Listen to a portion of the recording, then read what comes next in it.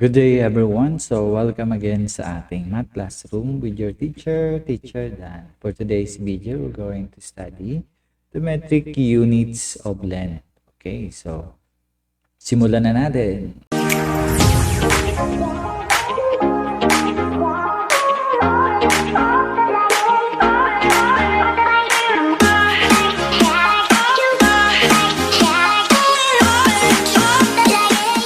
So, metric system is an international agreed decimal system of measurement created in France in 1799. So, ginamit ito para mag-convert ng ating mga unit sa pamamagitan lang ng pag-move ng ating decimal point. So, para mabilis nating matandaan ang ating unit of length ay gumagamit tayo ng keyword na tinatawag nating King Henry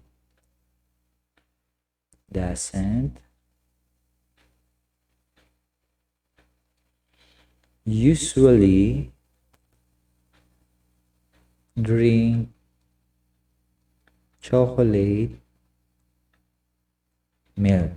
Ayan. So, tatandaan lang natin yung keyword niyan. King Henry doesn't usually drink chocolate milk para matandaan natin yung kilo, hekto, deka, unit natin. Kung ang ating unit of length ay gagamitin natin ay meter. Okay? So, unit natin ay meter, deci, centi, and milli. Ang ating pinakamalaki ay kilo at ang pinakamalit natin ay milli.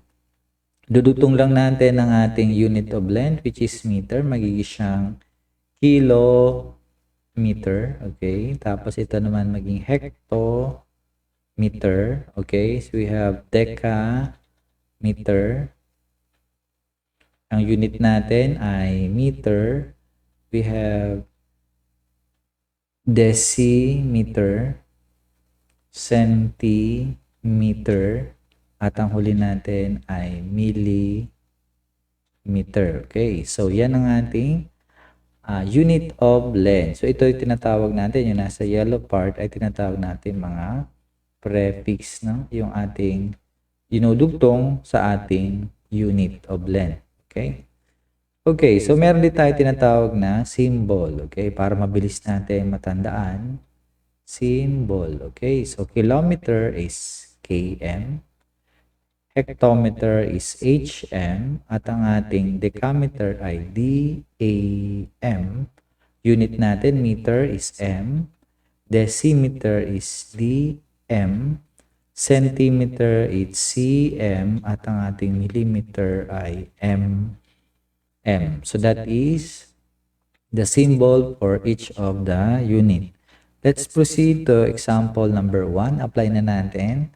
Okay, so dito sa ating metric unit of length ay mag-move lang tayo ng ating decimal point para ma-convert natin yung ating given sa missing unit natin. For example, sa number 1, this is our given. Dito tayo magsisimulang mag-move ng ating decimal. Dito tayo mag-start sa given at dito tayo mag-stop sa ating missing unit.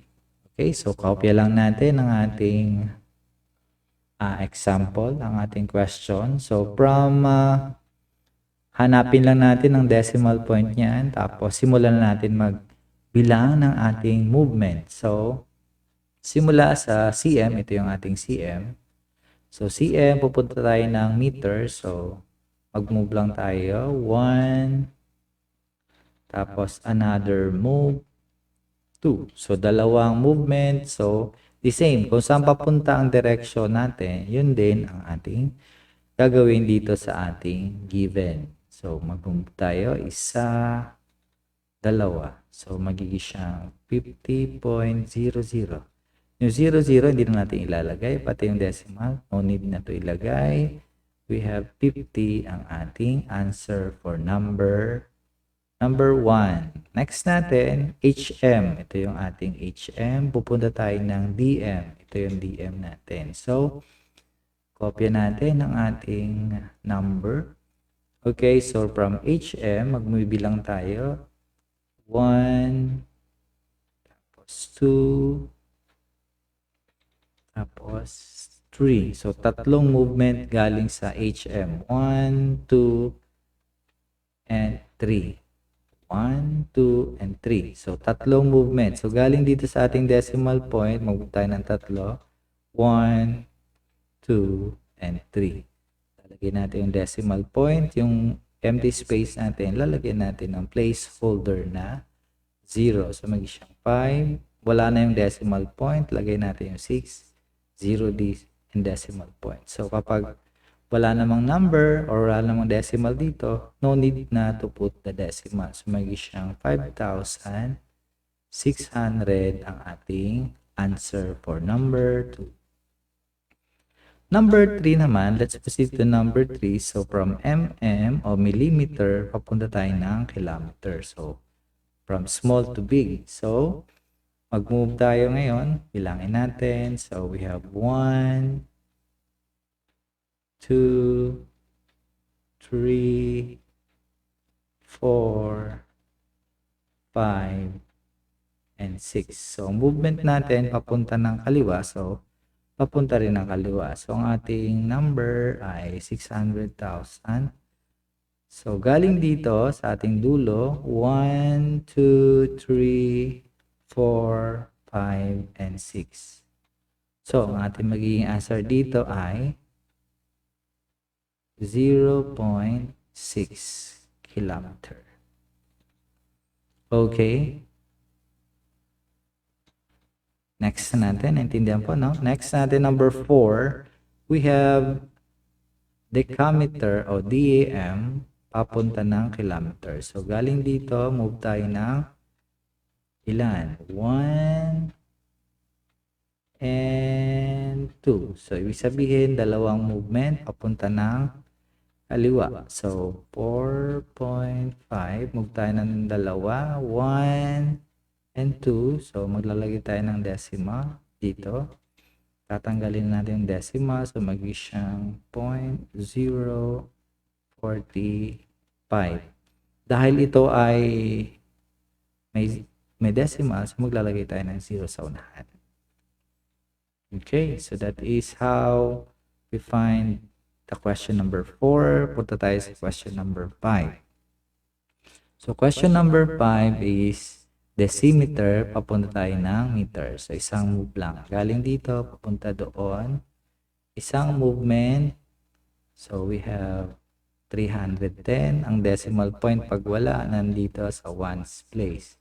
Ang movement natin from DM, papunta doon. So, that is one movement. Yan. So, mag-isang 31.0. Kapag 0 at may decimals, hindi na nilalagay. So, 31 meter. And for our last example, number 6, 5 kilometer, papunta ng DM. So, galing sa kilometer, papunta ng decimeter. Ito yon, decimeter. So, bilang tayo. Okay. So, erase ko muna yung iba. Okay, para malinis. Okay, let's move from kilometer to decimeter. 1, 2, 3, and 4. So, ibig sabihin, galing sa ating decimal point, going to the right, 4. 1, 2, 3, and 4. Lagyan natin ng 0 at yung decimal point natin ay nandito na. So, wala na doon. And then we have 5, 0, 0, 0, 0. Ang decimal dito, no need to put the decimal. So, ang ating answer ay 50,000 decimeter. Okay? So, that's it how we convert metric units of length. Thank you for listening. Have a good day.